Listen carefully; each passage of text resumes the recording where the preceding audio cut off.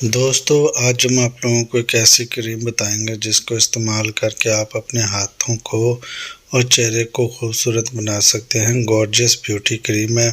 ये नामी गिरामी क्रीम है। इसके इस्तेमाल से आपके चेहरे की रंगत बिल्कुल पिंक सी हो जाएगी और आप लोगों के अगर रंगत सांवली है तो आप लोग गॉर्जियस ब्यूटी क्रीम को यूज़ कर सकते हैं।